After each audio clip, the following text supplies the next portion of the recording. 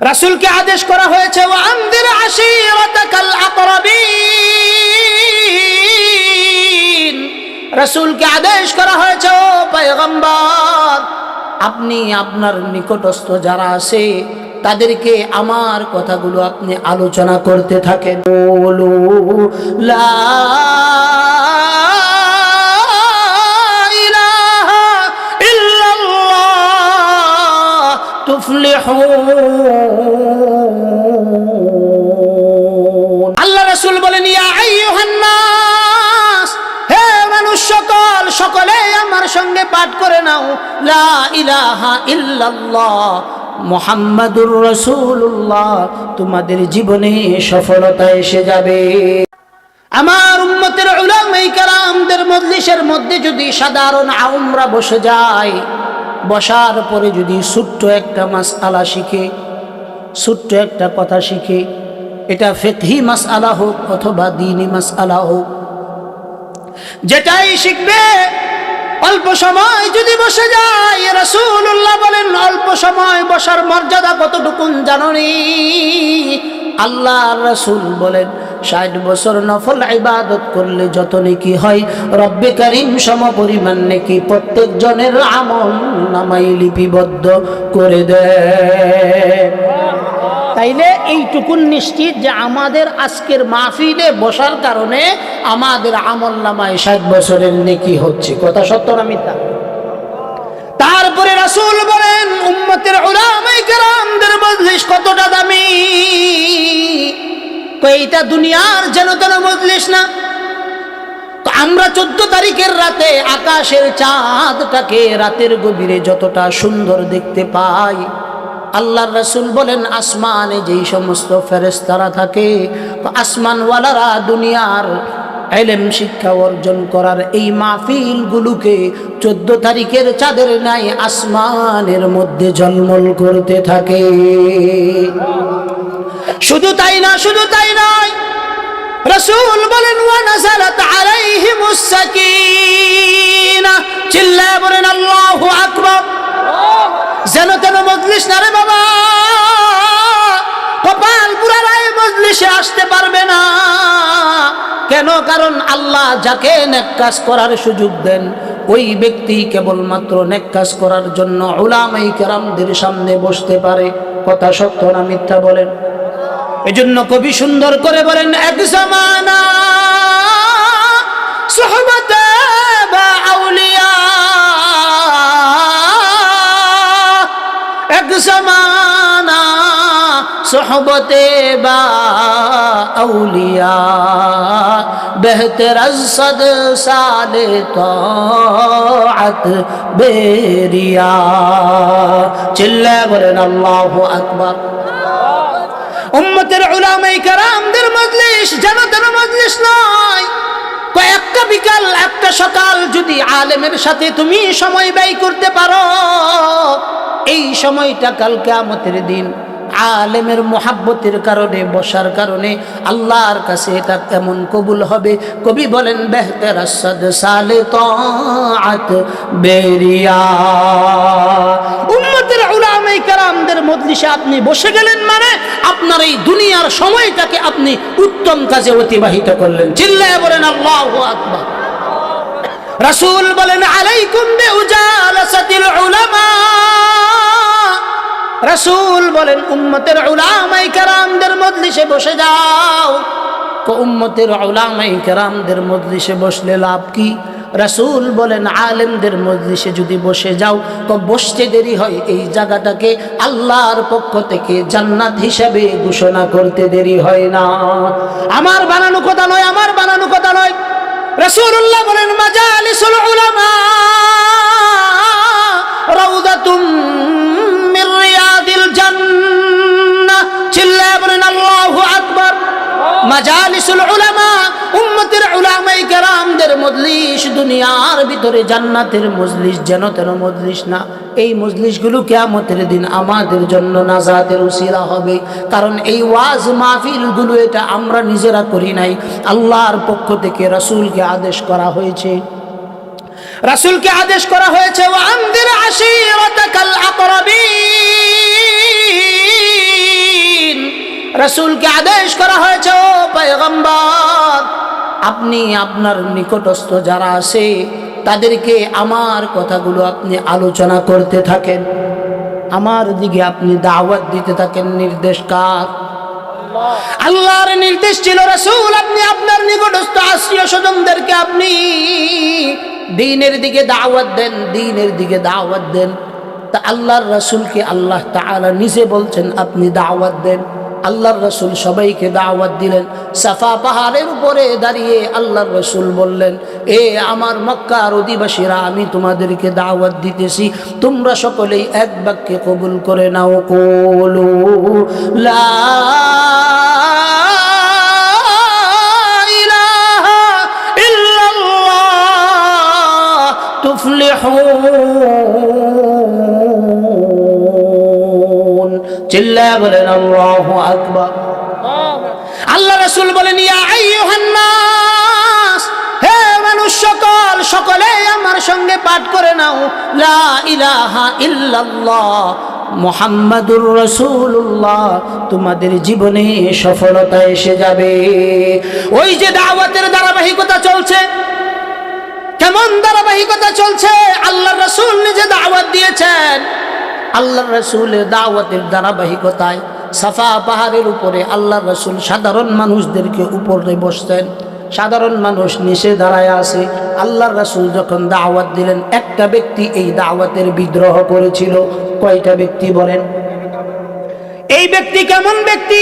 যেই ব্যক্তি বিদ্রোহ করেছিল, এই ব্যক্তিটাই যখন রাসূলুল্লাহ এই দুনিয়ার মধ্যে এসেছেন, রাসূলুল্লাহ যখন দুনিয়ার মধ্যে এসেছেন, তার বাতিজায় খবর দিছেন যে তোমার বাতিজা এই দুনিয়াতে আসছে, তোমার মৃত ভাই আব্দুল্লাহর পুত্র এই দুনিয়ার ভিতরে আসছে।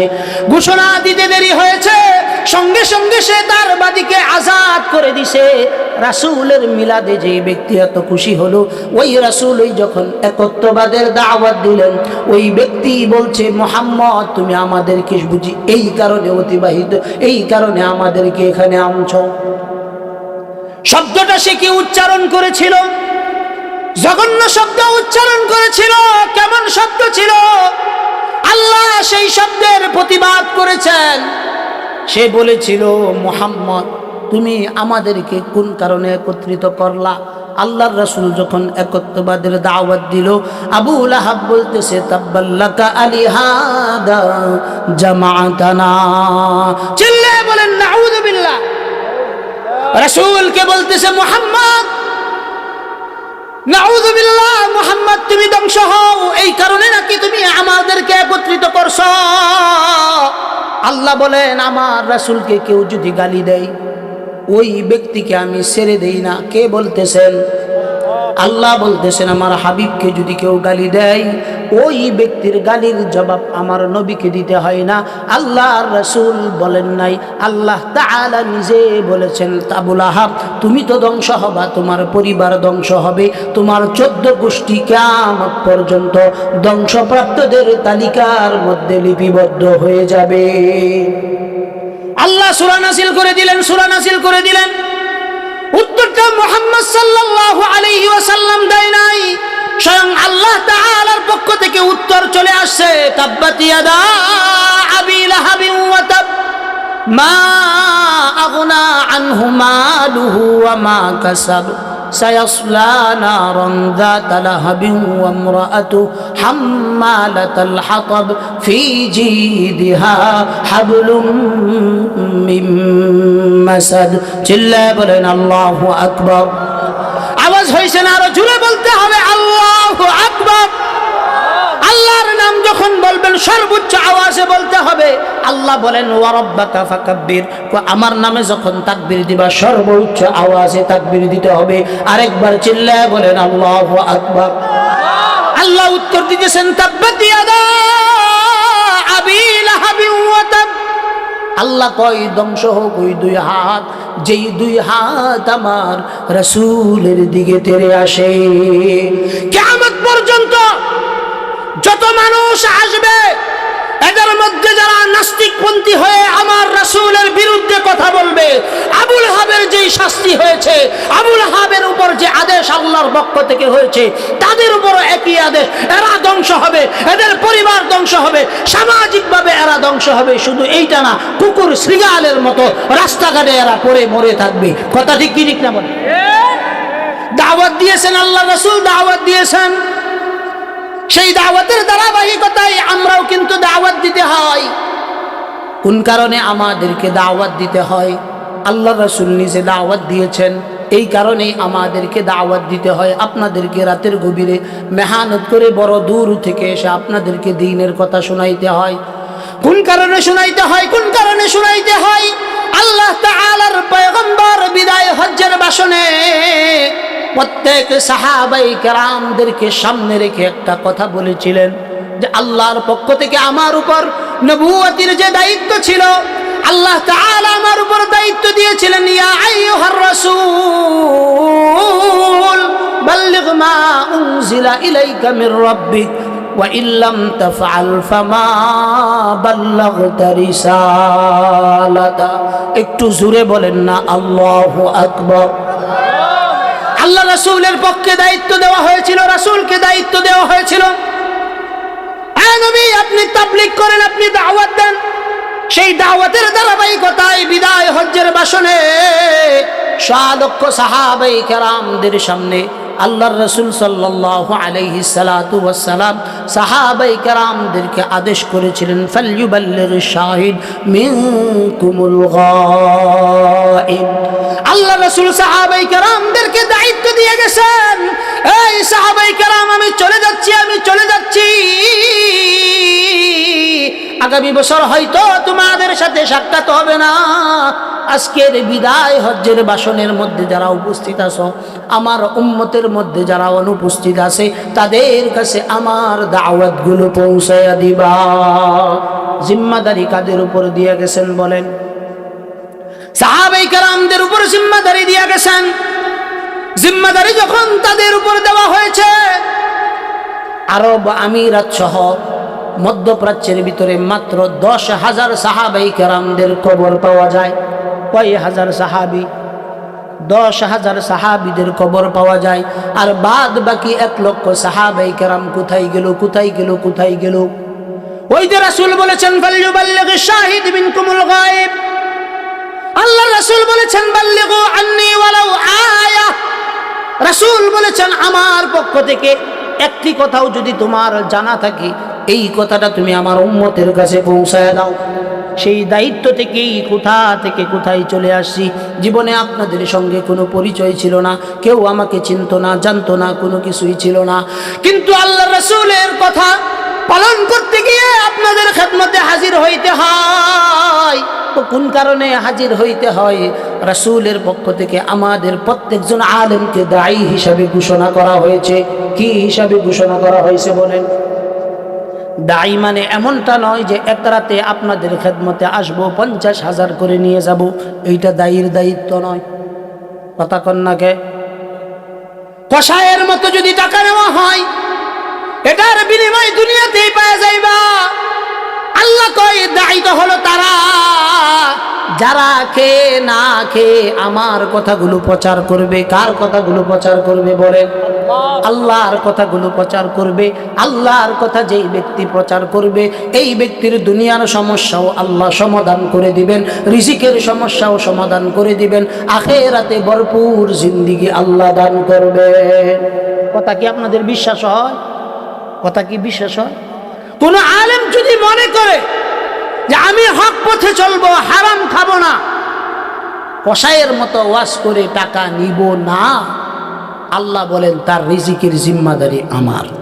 সুবহানাল্লাহ কইতেন মাঝে মাঝে, সুবহানাল্লাহ দুই একটা বাড়ির লেগে রেখে দেন না, এনেই কইবা একটু জোরে কইন সুবহানাল্লাহ।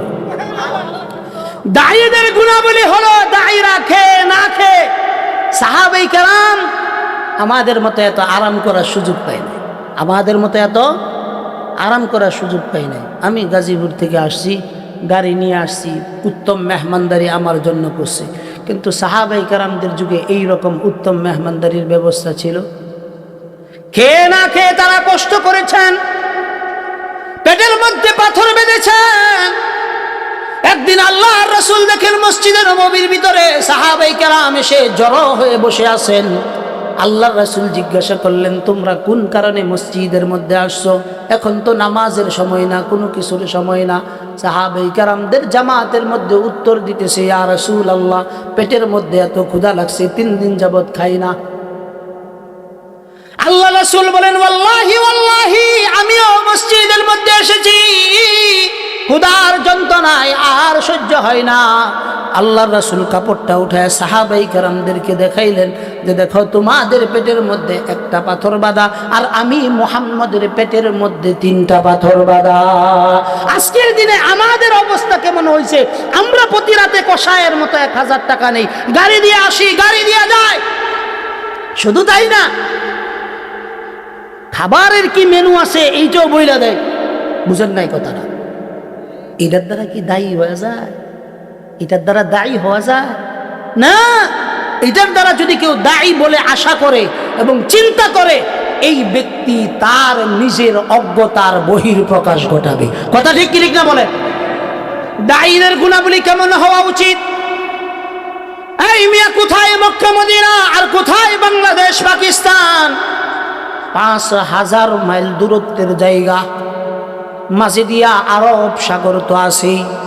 সাহাবায়ে কেরাম ওখান থেকে নৌকা পাড়ি দিয়ে পাকিস্তান, ভারত, ফিলিপাইন, শ্রীলঙ্কা, এই আশপাশের দেশগুলোর ভিতরে তাদের কদম পড়ছে একটা মাত্র কারণ, আল্লাহর রাসূল সাল্লাল্লাহু আলাইহি সাল্লাতু ওয়াস সালাম বলেছেন, তোমরা প্রত্যেকেই দায়ী, আমি চলে যাইতেছি।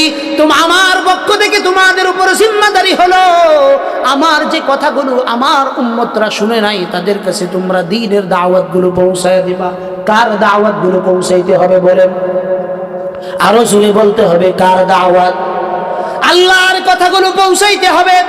এই কারণে সাহাবায়ে কেরাম জীবন প্রাণ যুদ্ধ করে, শুধু আমাদের বাংলাদেশ নয়, ওই দিক দা America, Latin America, France, German, Japan, এই সমস্ত রাষ্ট্রগুলো যেগুলো শত শত হাজার হাজার 5000 6000 কিলোমিটার 11000 কিলোমিটারের রাস্তা নৌকা দিয়ে পাড়ি দিয়ে দাওয়াত পৌঁছাইছে।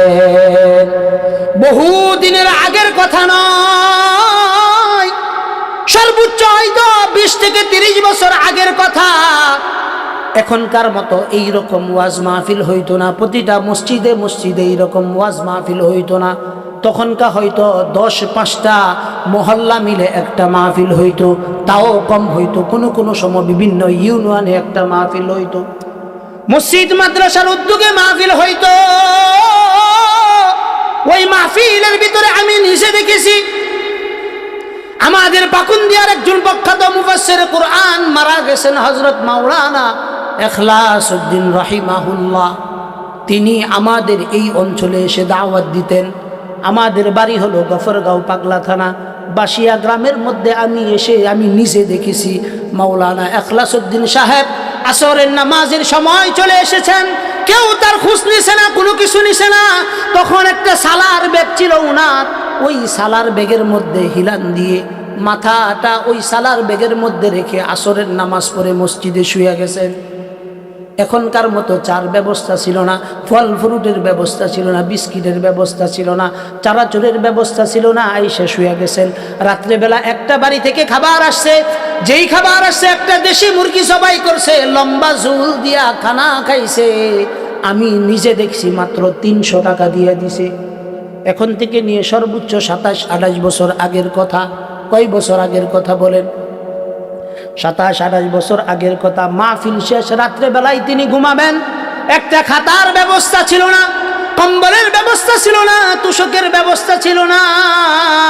দিন প্রচার করার জন্য আমাদের পূর্ববর্তী যারা, তারা এতটাই মেহনত করছেন।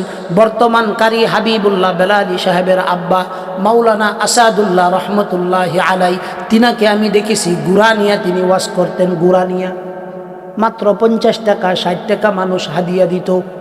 বেলালি সাহেবের কি সুর, তার চাইতেও 1000 গুণ বেশি সুর ছিল ওনার আব্বার। এত কষ্ট করেছেন, তারা ছিলেন দাঈ ইলাল্লাহ।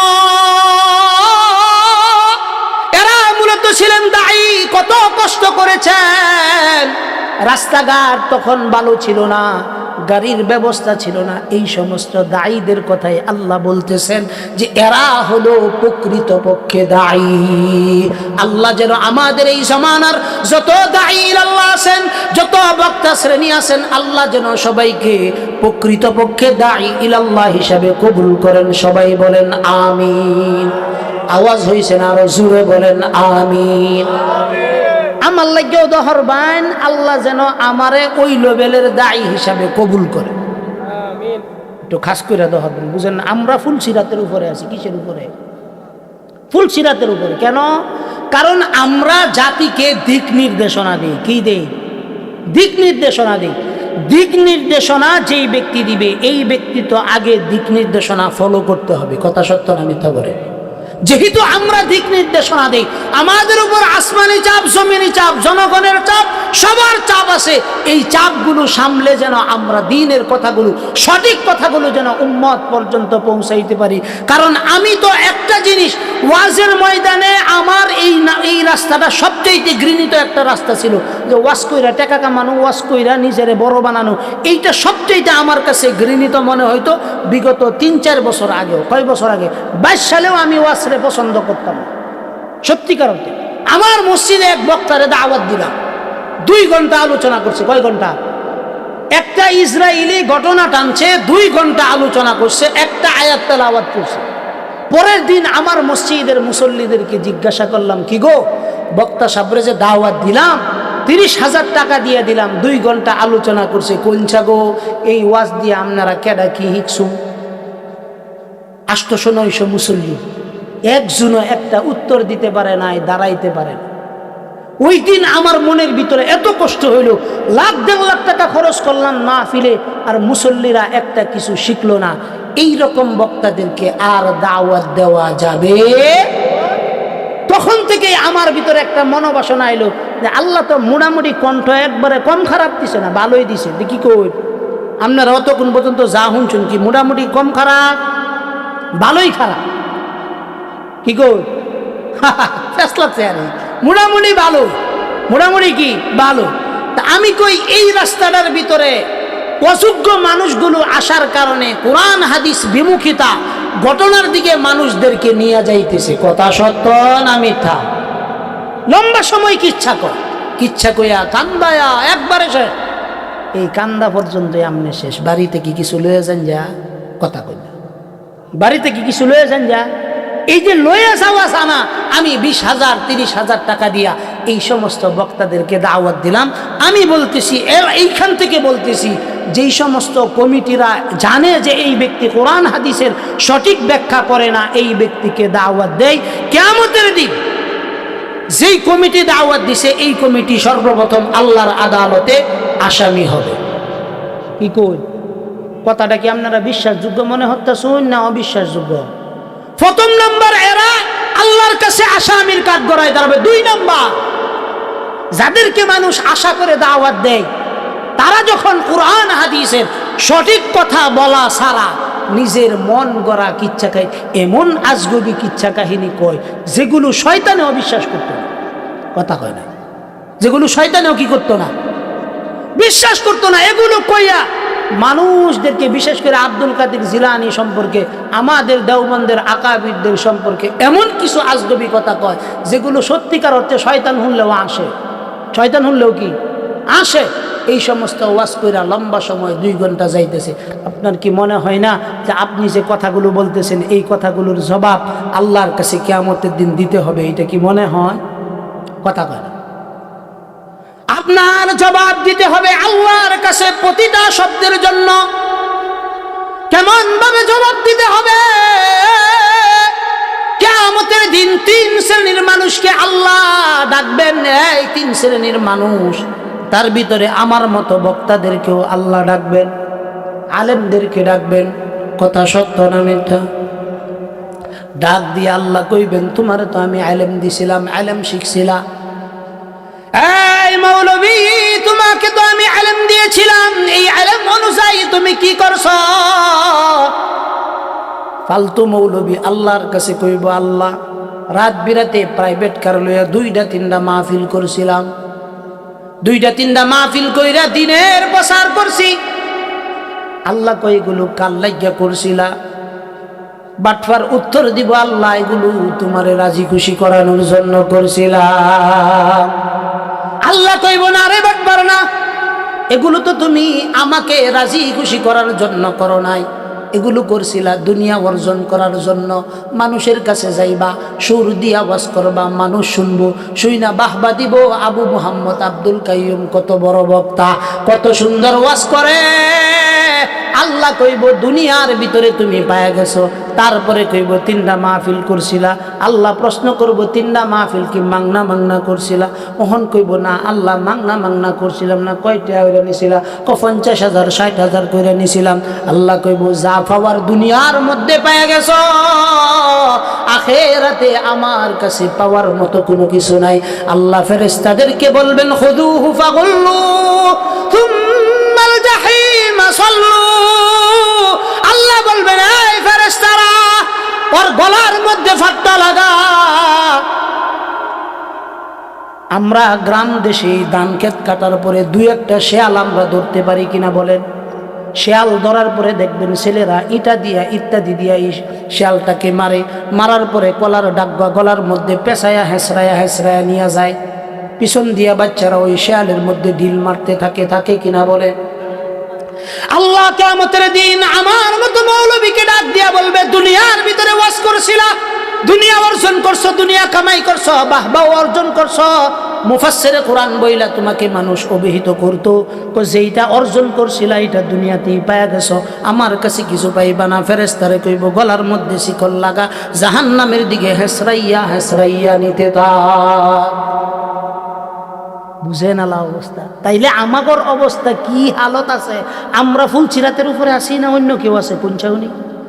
আপনারা অধিকাংশ মানুষ জান্নাতি, আমাগর যারা শ্রোতা আছে এরা অধিকাংশই কি জান্নাতি। কেরে?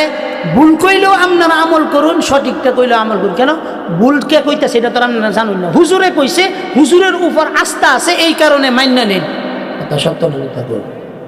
আমি কিন্তু বাজান ওয়াজ শুরু করি নাই, ওয়াজটা একটু লম্বা হইব, আপনারা একটু সময় দেবেন। আমার বিশ্বাস ইনশাআল্লাহ আপনাদের ফায়দা হবে, কিছু নিয়ে যাইতে পারবেন ইনশাআল্লাহ। আমি ওই রকম ফিকির কইরে আমি সপ্তাহ সর্বোচ্চ 4টা মাহফিল করি, 3 দিন কিতাবা দিলে বইরাতেই যেন প্রতি মাহফিলে এক আলোচনা না হয়। বুঝেন নাই কথাটা? কারণ আমার তো এই ওয়াজ দিয়ে আখেরাত কামাল লাগবে। বুঝেন না? এই ওয়াজ দিয়ে কি কামাল লাগবো? আখেরাত কামাল লাগবে। এইটা দিয়ে আমি জান্নাতে দেন, অন্য কোনো আমল আমার না। আপনার আমল করবেন, শুনবেন, আমল করবেন। এই আমনে আমলের একটা অ্যাকাউন্ট থেকে আমার অ্যাকাউন্টেও কিছু আইব, জমা হইতো না গো। এই জমাটা লই আমি ফারি দিই। এই কারণে আমার ওয়াজ খুব হিসাব করে করি। আমি আসমানের নিচে জমিনের উপরে একটা কোনো ওয়াজ পারি না। যেইটা পারি এটা কোরআন থেকে পারি, এর বাইরে আমার কোনো ওয়াজ নাই। আপনারাও দহরুন যে যতদিন বাচ্চা তাই আল্লাহ যেন কোরআনের সঠিক কথাগুলো বলার তৌফিক দান করে। সবাই বলেন আমিন। দুনিয়া যেন আমাকে তার দিকে আকৃষ্ট করতে না পারে। আমি তো চাই গরিবী হালতে যেন আল্লাহর সামনে যায় দাঁড়াইতে পারি। কোন হালত? যে আমার শরীরে একটা সিরা জামা আছে, এমন একটা হালত, অথবা এমন একটা হালত যে আমি শাহাদাত অর্জন করছি, যেখানে আমার হাতটা আমার লগে নাই, মস্তকটা আমার লগে নাই। উসমান হাদির মতো আল্লাহর কাছে যায় হাজিরা দিবার চাই। আল্লাহ যেন আমাদেরকে শহীদ হিসাবে কবুল করেন। সকলেই বলেন আল্লাহুম্মা আমিন। বিসমিল্লাহির রহমানির রহিম। ومن أحسن قولا ممن دعا إلى الله ومن أحسن قولا ممن دعا إلى الله وعمل صالحا وقال إنني من المسلمين। মুসলমান বাবাজিরা, আমার কথাটা খুব দিল দিয়ে শুনবেন। এখন থেকে শেষ পর্যন্ত যে কয়টা কথা বলবো অন্তরের কানটা একটু খোলা রাখবেন এবং বাড়িতেও নেওয়ার চেষ্টা করবেন। আল্লাহ বলেন ওয়ামান আহসানু কাওলা, ওই কথার চাইতে উত্তম কথা আর কার হতে পারে যেই ব্যক্তি মানুষদেরকে আল্লাহর দিকে দাওয়াত দেয়। কার দিকে দাওয়াত দেয়? জোরে বলেন, কার দিকে দাওয়াত দিতে হবে? আল্লাহর দিকে দাওয়াত দিতে হবে, নিজেকে আকৃষ্ট করার জন্য দাওয়াত নয়, আল্লাহকে রাজি খুশি করার জন্য দাওয়াত দিতে হবে। এবং আমি নিজে যে একজন মুসলিম এটাও আল্লাহর কাছে পানা চাইতে হবে যে আল্লাহ আমাকে তুমি মুসলিম হিসাবে কবুল করো। এজন্য প্রত্যেক দায়ের গুনাহবলী হলো আল্লাহর বান্দাদেরকে আল্লাহর দিকে আহ্বান করতে হবে, সুন্দর কথা দিয়া আল্লাহর দিকে দাওয়াত দিতে হবে। আল্লাহ তাআলা কোন তরিকায় দাওয়াত দিব এটা বলে দিয়েছেন। আল্লাহ বলেন, বান্দা আমার বান্দাদেরকে যখন ডাকবা, আমার দিকে যখন ডাকবা, অত্যন্ত সুন্দর সুন্দর ভাষায় আমার বান্দাদেরকে ডাকবা। আল্লাহ নিজে বইলা দিছেন কেমনে ডাকতে হবে। আল্লাহ তাআলা নিজে বলেন, উদউ ইলা সাবিলি রাব্বিকা বিল হিকমাতি ওয়াল মাউইযাতিল হাসানাহ ওয়াজাদিলহুম বিল্লাতী হিয়া আহসান ইন্না রাব্বাকা হুয়া আ'লামু মান ইয়াদিল্লু আন সাবিলিহি ওয়া হুয়া আ'লামু বিল মুহতাদিন। আল্লাহ বলেন, এই দায়ীরা আমার উম্মতদেরকে ওয়াজ করো। নির্দেশ কার? আপনারা মনে হরুন না যে ওয়াজটা আমরা সংস্কৃতি না। আমি যে মঞ্চের মধ্যে বসে আছি, যেই চেয়ারের মধ্যে বসে আছি, এই চেয়ারটা ছোট মানুষের চেয়ার না। এই চেয়ারের মধ্যে বসে স্বয়ং খুতবা দিয়েছেন মুহাম্মদ আরবি সাল্লাল্লাহু আলাইহি ওয়াসাল্লাম। চিল্লায়ে বলেন আল্লাহু আকবার। মুহাম্মদ আরবি খুতবা দিয়েছেন, আলোচনা করেছেন। মুহাম্মদ আরবি দুনিয়া থেকে বিদায় নিয়ে গেছেন। আল্লাহর পক্ষ থেকে দ্বিতীয় জিম্মাদার যিনি এসেছেন সাইয়্যিদুনা আবু বকর সিদ্দিক রাদিয়াল্লাহু তাআলা আনহু, তিনি উম্মতদেরকে এটার মধ্যে বসে, এই চেয়ারের মধ্যে বসে জাজালু বক্তব্য দিয়েছেন, উম্মতদেরকে নসিহত করেছেন। আবু বকর চলে গেছেন, আল্লাহ তাআলা উমরের উপর দায়িত্ব দিয়েছেন। উমর চলে গেছেন, আল্লাহ তাআলা উসমান রাদিয়াল্লাহু তাআলা আনহু মাজমাইনদের উপর দায়িত্ব দিয়েছেন। উসমান চলে গেছেন, আলীর উপর দায়িত্ব দিয়েছেন। আলী চলে গেছেন, সাহাবায়ে কেরামদের সোয়া লক্ষ সাহাবায়ে কেরামদের জামাত পৃথিবীব্যাপী এই সমস্ত চেয়ারের মধ্যে বসে বসে দাওয়াত দিয়েছেন। তারা চলে গেছেন, তাবিঈনরা দাওয়াত দিয়েছেন, তাবিঈনরা দাওয়াত দিয়েছেন, আইম্মায়ে মুজতাহিদিনরা দাওয়াত দিয়েছেন, দেওবন্দের মুরব্বি উলামায়ে কেরামরা দাওয়াত দিয়েছেন, আরব রাষ্ট্রের মুরব্বিরা দাওয়াত দিয়েছেন। এই চেয়ারটাকে যেন তেন চেয়ার মনে করেন না। আউল ফাউল ব্যক্তিদেরকে আইনা এই সমস্ত চেয়ারে যদি বসেন, কিয়ামতের দিন প্রত্যেকেই আল্লাহর মামলার আসামি হবেন, এতে কোনো সন্দেহ নাই। এতে কোনো কি নাই? সন্দেহ নাই। আপনি মামলার আসামি হবেন, হবেনই। আপনি কি ফাইজলামি মনে করছেন মেয়ে আওয়াজ মাহফিল গুলারে? এই মেয়ে এটা যেন তেন মঞ্চ না। এই মঞ্চে যেভাবে ইসলামের কথাগুলো অকপটে বলা যায়, অন্য জায়গায় কিন্তু আপনি এই সুযোগটা আপনি পাবেন না। আগামীতে একটা সময় আসতেছে, এই ওয়াজ মাহফিলের মঞ্চগুলো যারা রাজনৈতিক বক্তব্য দিয়ে এই রাজনৈতিক বক্তব্য দিয়ে এটাকে বিব্রতকর পরিস্থিতির মধ্যে ফেলতেছে।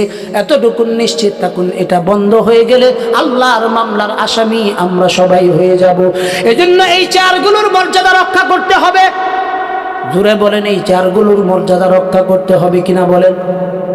বক্তা যখন দাওয়াত দিবেন, 40-45 মিনিটের আলোচনা শোনার সময় লক্ষ্য করবেন, পুরোটা আলোচনা একবার ভালো করে শুনবেন। শোনার পরে যদি দেখেন এই 40-45 মিনিটের আলোচনায় অন্তত 10 থেকে 15টা আয়াত টানছে, 5টা হাদিস অন্তত টানছে, যদি বুঝেন যে এই রকম আলোচনা করছে, এই ব্যক্তিরা দাওয়াত দিবেন।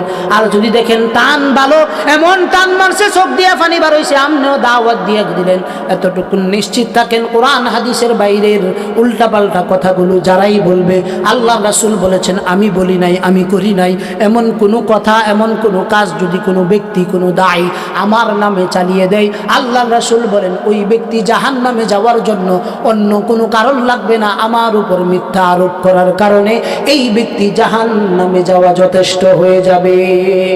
কথা কি বুঝছে? কথা কি বুঝছে বাজান? কথা আমি যা আওয়াজ করাম এটা মনে হল জীবনের শেষ ওয়াজ করতেছি। আপনারা যদি কিয়ামত পর্যন্ত আমার দাওয়াত নাও দিন, দরকার নাই, কারণ এইটা হইলে আমার খাল লাগবে, এরকম না। কথা কয় না। আমি ইমামতি হরি, আমার ব্যবসা আছে, মাদ্রাসা আছে, কিচ্ছু লাগতো না। মুখ যেহেতু আল্লাহ দিছে, রিজিক কি দিত না? তা কথা কর না কেউ।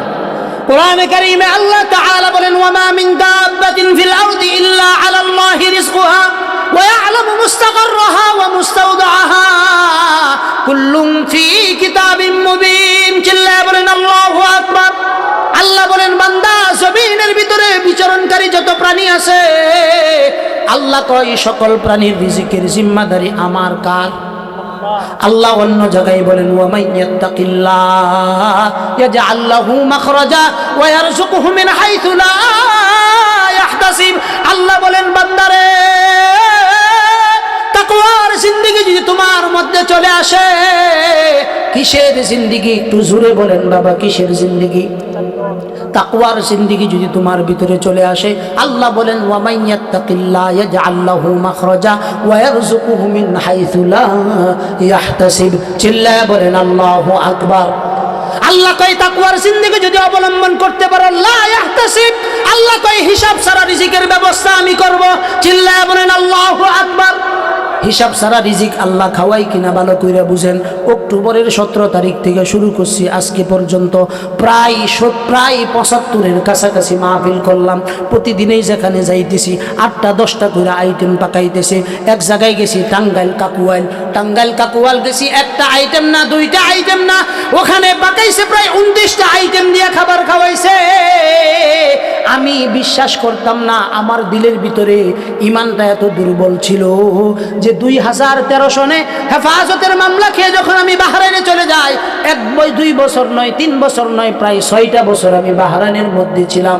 একদিন যখন কোরআনে কারীমের দিকে খুব ভালো করে লক্ষ্য করলাম, ওয়া ফিস সামাই রিজকুকুম ওয়া মা তুআদুন, তাফসীরে ইবনে কাসির থেকে যখন এটার তাফসীরটা আমি পড়লাম, তাফসীরটা পড়তে দেরি হয়েছে, 3 মাসের ভিতরে ভিসা ক্যান্সেল করে আমি বাংলাদেশে চলে আসছি। আল্লাহ যখন বলছেন ওয়া ফিস সামাই রিজকুকুম ওয়া মা তুআদুন, আল্লাহ কয় বান্দা জমিনের মধ্যে কিন্তু রিজিকের ফয়সালা হয় না, জমিনের মধ্যে রিজিকের ফয়সালা হয় না।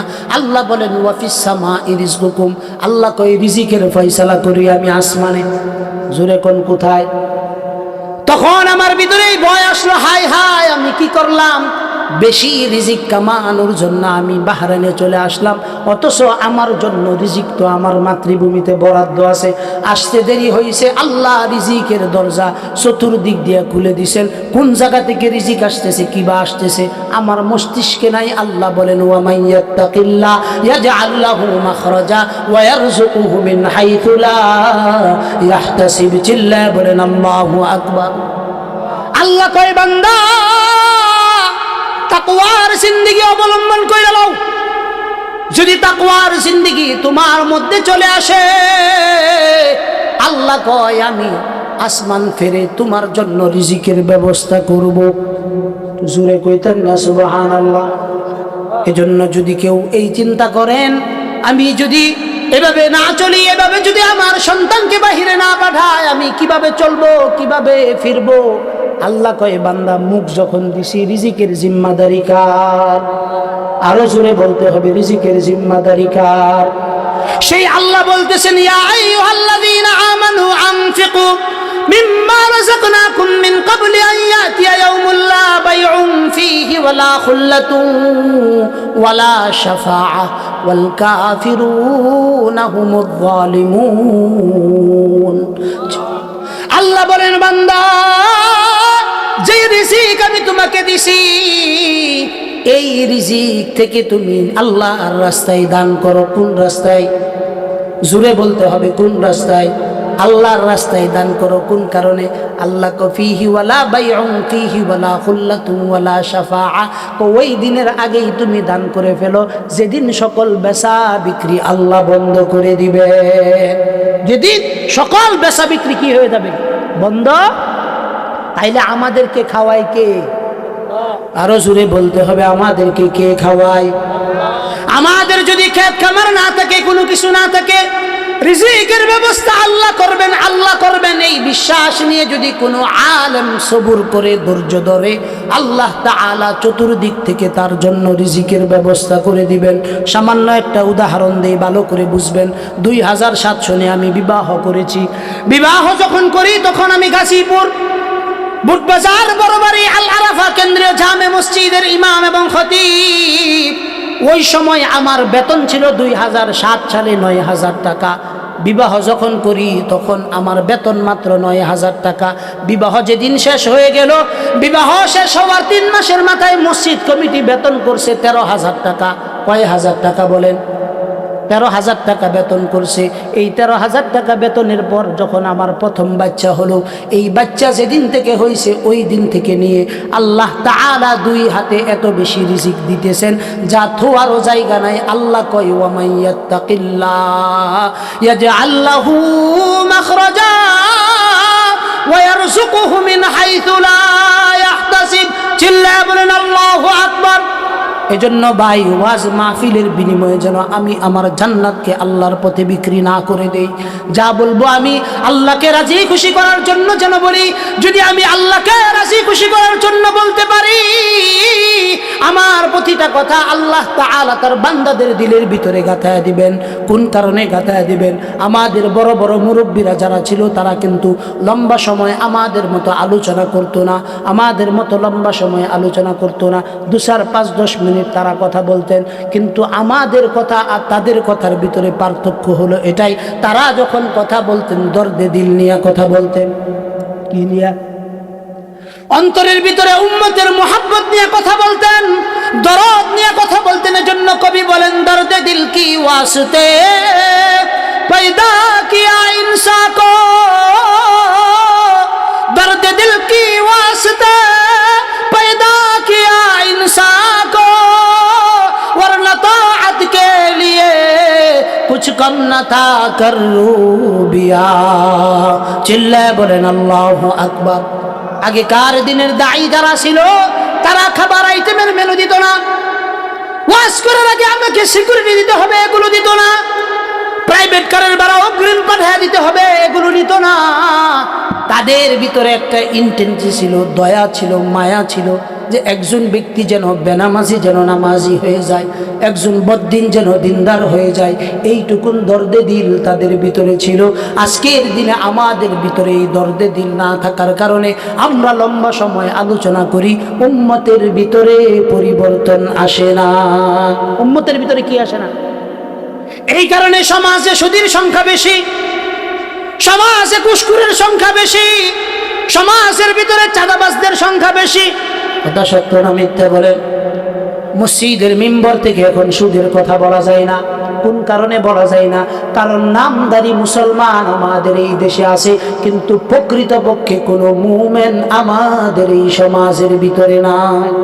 মসজিদের ইমাম সাহেব যদি জুমার দিন আলোচনা করে, সুদের বিষয়ে যদি ইমাম সাহেব আলোচনা করে, মসজিদ কমিটি আসরের সময় ডাক দিয়া বলে, হুজুর এই জমানায়ও এসে কি আপনার সুদের আলোচনা করতে হবে? সুদ ছাড়া কি সমাজের ভিতরে আর কোনো বিষয় আলোচনা করার কি কোনো বিষয় কোরআন হাদিসে নাই? এই রকম প্রশ্ন করে কিনা বলেন?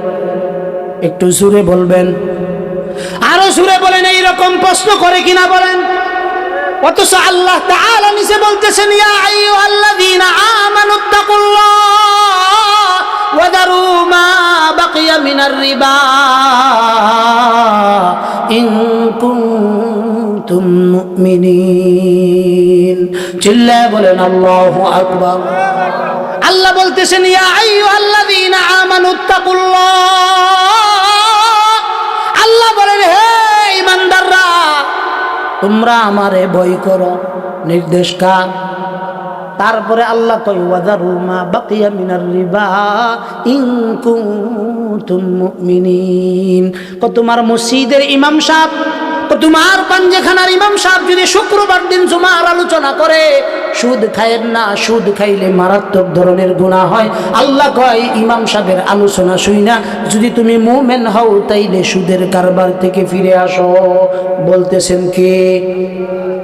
যেখানে আল্লাহ কথা বলতেছেন ফাইল্লাম তাফআলু ফা'দানু বিহারবিন মিনাল্লাহি ওয়া রাসূলিহি, আল্লাহ বলেন এই উম্মত, আল্লাহ তাআলা বলেন হে আমার বান্দা, কোরআনে কারীমের যে আলোচনা আমি সুদের বিরুদ্ধে বলছি, আল্লাহ কই এই সুদের আলোচনাগুলো শোনার পরেও যদি তুমি সুদ খাও তাহলে নিশ্চিত থাকো তুমি আল্লাহ এবং তার রাসূলের বিরুদ্ধে সরাসরি যুদ্ধ ঘোষণা করলা। কে বলতেছেন? হাদিসে রাসূল বলেছেন যেই ব্যক্তি একটা টাকা সুদ খায়, আল্লাহর রাসূল বলেছেন যেই ব্যক্তি সুদী লেনদেনের সঙ্গে জড়িত, এই ব্যক্তি সর্বপ্রথম যে গুনাহটা করে, এক নাম্বার গুনাহ হলো ওই ব্যক্তি স্বয়ং আল্লাহর সঙ্গে যুদ্ধ ঘোষণা করে। জোরে কন্না নাউজুবিল্লাহ।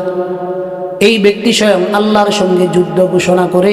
সর্বছোট গুনাহ যেটা তার মাধ্যমে হয়, আপন নিজের মা, যে মা আমাকে গর্ভধারণ করেছেন, এই মার সাথে জিনা করার গুনাহ প্রতিদিন তার আমলনামায় লেখা হয়। তার আমলনামায় কি হয়? তারপরেও মানুষ সুদী কারবার থেকে ফিরে আসে না। কোন কারণে ফিরে আসে না? অথচ আল্লাহ বলছেন ইয়ামহাকুল্লাহুর রিবা ওয়া ইউরবিস সাদাকাত। আল্লাহ কই যদি সদকা করো আমি সম্পদ বাড়ায় দেব, সুদ যদি খাও এটাকে আমি সংকীর্ণ করে দিব। ওয়া আহাল্লাল্লাহুল বাইআ ওয়া হাররামার রিবা। আল্লাহ কই ব্যবসা যদি করো আমি বরকত দেব, আর যদি রিবা তুমি যদি সুদী কারবার করো, আল্লাহ কই তোমার সুদী কারবারটাকে আমি সংকীর্ণ করে দিব। কিভাবে সংকীর্ণ করে দিবেন খুব ভালো করে লক্ষ্য করুন। আপনারা কি কষ্ট পাইতেছো? হ্যাঁ, আরে মেয়ে শুনুন, আমি কই ভালো হইরা বুঝুন। যদি মনে হরেন এনে বইও আপনি সুদ খান, তারপরেও শুনুন, শুনলে লাভ আছে। শুনলে কি আছে? কথা কয়, শুনলে কি আছে? ওন এইটা আপনি কেমনে বুঝবেন লাভ আছে? আম গদ্দেশ কি মানুষের পাতলা পায়খানা হয় না গো? কথা কয় না। পাতলা পায়খানা হওয়ার পরে এক কান্দা মুদ্রা খাওয়াইতে তা হ্যাঁ পিছনদা কেতাছে, সারতাছে, কিন্তু সারার কারণে কি মুদ্রা খাওয়ানি বন্ধ হয়? কোন কারণে খাওয়ায়? কোন আশায় খাওয়ায়? হ্যাঁ সারতে থাক আমি খাওয়াইতে তাই, হ্যাঁ খাইতে থাক আমি সারতে তাই। খাওয়াইতে খাওয়াইতে খাওয়াইতে খাওয়াইতে যখন সাইরা আর কুলাই পাইতো না, যখন আটকে যাইব এমনিতেই স্যালাইন কাজ করবো। সুবহানাল্লাহ কইতে আল্লাহ কইতেছে এইরকম বান্দা যেইটা তুমি মানতা না এইটাও হুনো, শুনলে লাভ কি? এক সময় তোমার এই কথাগুলো যে কোনো সময় আল্লাহ তোমার সিনার ভিতরে ভয় দিয়া দিতে পারে। কি দিয়া দিতে পারে? ভয় দিয়া দিতে পারে। তো ভয় দিয়া দিলে ফায়দা কি? ভয় দিয়ে দিলে তোমার যে পিছনের জিন্দিগির যত গুনাহ করছো, আল্লাহ কয় সকল গুনাহগুলো আমি মাফ করে দেব। সুবহানাল্লাহ কইতেন না? এখন মনে করেন আপনি 2-4-15-20 লাখ টাকা সুদে কামায়া বড় লোক হয়ে গেছো, তাই বললে কি তওবা হলে আল্লাহ মাফ করতো না? কথা কই না কে? হ্যাঁ, বিশ্বাস আছে তো আল্লাহ যে মাফ করবো? কথা কয় না। প্রত্যেকের ভিতরে এই বিশ্বাস থাকা জরুরি। আল্লাহ নিজেও কয় যেই ব্যক্তি সুদ খাইল সে যদি সুদী কারবার থেকে তওবা কইরা আসে, আল্লাহ বলেন এটা আমার ইচ্ছা, আমি তাকে মাফ করে দিতেও পারি। আমরা আশাবাদী আল্লাহ মাফ করে দিবেন। কোন কারণে আল্লাহ মাফ করবেন? আল্লাহ নিজে বলতেছেন কোরআনে কারীমের ভিতরে, ইয়া আইয়ুহাল্লাযীনা আমানু, ইয়া আইয়ুহাল্লাযীনা আমানু তুবু ইলাল্লাহ তাওবাতান নাসুহা। চিল্লায়া বলেন আল্লাহু আকবার। আল্লাহ যেন বড় মায়া নিয়া মোহাব্বত নিয়া এই মজলিসে যারা বসে আছি সবাইকে বলতেছেন, যারা দোকানপাটে বসে আছে তাদেরকেও বলতেছেন, এক কথাই আল্লাহর যত বান্দা আছে সকল বান্দাদের দিকে দয়ার্দ্র ভাষা নিয়ে আল্লাহ বলতেছেন, বান্দারা তোমরা যারা ঈমান আনছো আমার কাছে তওবা করো, আমার কাছে তওবা করো। আমরা রবকে প্রশ্ন করলাম, রব কিভাবে তওবা করব? কিভাবে তওবা করলে আপনি কবুল করবেন? আল্লাহ কয় বান্দা তওবা যখন করবা তওবাতান নাসুহা করো, প্রকৃতপক্ষে অন্তরটাকে আল্লাহর কাছে পুরা সিলিন্ডার করে যেই গুনাহ করছো এই গুনাহ করবা না এটার ওয়াদা করো। নির্দেশকার আরো জোরে বলতে হবে, নির্দেশকার সেই আল্লাহ তাআলাই বলতেছেন, ইয়া আইয়ুহাল্লাযীনা আমানু তুবু ইলাল্লাহ তাওবাতান নাসুহা। অন্য জায়গায় আল্লাহ তাআলা বলেন ইন্নাল্লাহা হুয়াত তাওয়াবুর রহিম। জোরে বলেন আল্লাহু আকবার। তওবাকারী যারা আল্লাহর কাছে তারা বড় পছন্দনীয় ব্যক্তি, বড় পছন্দনীয় ব্যক্তি। কোন কারণে তওবাকারীরা আল্লাহর কাছে পছন্দনীয় ব্যক্তি? আল্লাহ রাসূল নিজে বলেছেন আত্তাইবু মিনাদ দামবি কামাল্লা দামবালা। জোরে বলেন আল্লাহু আকবার। রাসূল বলেন এই আমার উম্মতেরা, আল্লাহর কাছে তওবা করো, আল্লাহর কাছে তওবা করো। আমরা রাসূলকে প্রশ্ন করলাম, রাসূল তওবা করলে কি লাভ? রাসূল বলেন তওবা যদি করো আল্লাহ তাআলা তোমার পিছনের সকল গুনাহ খাতাগুলো মাফ করে দিবেন। সেই কথাটাই আল্লাহ তাআলা আমাদেরকে বড় মহব্বত দিয়া, আদর দিয়া বলতেছেন, বান্দারা জীবনে যত অন্যায় করছো, অপরাধ করছো, আমরা কেউ বুকের মধ্যে হাত দিয়ে বলতে পারবো না যে আমাদের গুনাহ নাই। সত্য না মিথ্যা বলেন? আমাদের গুনাহ নাই এই কথা আল্লাহর কাছে কোনোদিন বলতে পারবো না। কোন কারণে বলতে পারবো না? কারণ গুনাহ করতে করতে জিন্দেগিটারে আমরা ধ্বংস করে দিয়েছি। এই কারণেই তো নামাজের মধ্যে আমরা আল্লাহর কাছে সর্বশেষ বৈঠকে আমরা দোয়া করি কিনা বলেন? দুরূদ শরীফ পড়ি, আত্তাহিয়াতু পড়ি, দুরূদ শরীফ পড়ি, দয়মা সূরা পড়ি, আল্লাহুম্মা ইন্নী যালামতু নাফসি। আল্লাহর কাছে আমি আমার নিজের গুনাহগুলো প্রকাশ করতেছি। আল্লাহুম্মা ইন্নী যালামতু নাফসি যুলমান কাসীরা। চিল্লায়ে বলেন আল্লাহু আকবার। আওয়াজ হয় নাই, আর একটু জোরে বলতে হবে আল্লাহু আকবার। আল্লাহর কাছে মায়ার ভাষা নিয়ে বলতেছে আল্লাহুম্মা, আয় আল্লাহ, ইন্নী যালামতু নাফসি। আল্লাহ গো, আমি তো আমার উপর জুলুম করছি। আল্লাহ কয় জিগাই বান্দা কথানি করছো? আমি নিজে উত্তর দিতেছি জুলমান কাসীরা। আল্লাহ এমন জুলুম করছি যেইটার কোনো সীমারেখা নাই, কাসীরা, অত্যাধিক করছি। আল্লাহ বলেন এখন আমি কি করব? আপনি আল্লাহর কাছে বলতেছেন ওয়ালা ইয়াগফিরুদ দুনুবা, আল্লাহ গো তুমি ছাড়া আমার গুনাহ মাফ করার কেউ নাই। আল্লাহর কাছে যখন কোনো বান্দা বড় মোহাব্বত নিয়া, দর্দে দিল নিয়া আল্লাহর কাছে যখন হাত উঠাই, আল্লাহ বলেন আমি বান্দা যখন আমার কাছে চাইতে দেরি, আমি বান্দার দোয়া কবুল করতে দেরি করি না। আল্লাহ নিজের গুণ ঘোষণা করতেছেন কুরআনে কারীমে। আল্লাহ তাআলা বলেন উদউনি আস্তাজিব লাকুম। চিল্লায়ে বলেন আল্লাহু আকবার। আল্লাহ কয় বান্দা আমার কাছে চাও, আমার কাছে চাও। আল্লাহ কয় উদউনি আস্তাজিব লাকুম, বান্দা আমার কাছে যদি চাইতে পারো আমি রব তোমার দোয়া কবুল করে নিব। জোরে বলেন আল্লাহু আকবার। এজন্য আল্লাহর কাছে বড় আশা রাখতে হবে যে আল্লাহ আমি আমার জীবনে জুলুম করছি। খুব ভালো করে লক্ষ্য করেন, আল্লাহ তাআলা আদমকে সৃষ্টি করছেন। আদমকে সৃষ্টি করার পর আল্লাহ বলছেন আদম তুমি ওই গাছের কাছে যাও না। আমাদের দেশে হুজুররা বলে এটা গন্ধম গাছ, কোরআন হাদিসে কোথাও এই গাছের নাম গন্ধম গাছ না। কি গাছ না বলেন? ভালো হয়ে বুঝছেন তো কথা? কোরআন হাদিসে এই গাছের কোনো নাম নাই। আল্লাহ বলছেন লা তাকরাবা হাযিহিশ শাজারা ফাতাকুনা মিনাজ জালিমিন। আল্লাহ কয় আদম এই গাছের কাছেও যাও না। এই গাছের কাছে যদি যাও তোমার ক্ষতি হবে। ফেরেশতা কিন্তু খুব সুন্দর ভালো করে ওয়াজ করছে। কিভাবে ওয়াজ করছে? আমার মতো জুব্বা লাগাইছে, সুন্দর একটা ফাগরি পরছে। ফাগরি পইরা আম্মা জান রায়া কইতেছে আম্মা জান আপনি তো জানেন না আল্লাহ কিন্তু কয়েকদিন পরে আপনারে জান্নাত থেকে বের করে দিবে। আমি আপনার খায়ের খাহি হিতাকাঙ্ক্ষী, আমি আপনাকে অনুরোধ করতেছি আপনি ওই গাছের কাছে যান, ওই গাছের ফলটাকে আপনি খায়া ফেলেন। যদি একবার খেয়ে ফেলতে পারেন আল্লাহ আর জান্নাত থেকে আপনাকে বের করবে না। ওয়াজটা কি 2 নাম্বার ব্যক্তি করছিল না 1 নাম্বার ব্যক্তি? জোরে বলেন কয় নাম্বার ব্যক্তি করছিল? এজন্য যেন তেন ব্যক্তির ওয়াজ শোনা যাবে না। যেন তেন ব্যক্তির যদি ওয়াজ শুনেন ঈমান আমল উভয়টাই যাইতে পারে। ঈমান আমল কিভাবে যাবে? কিভাবে যাবে?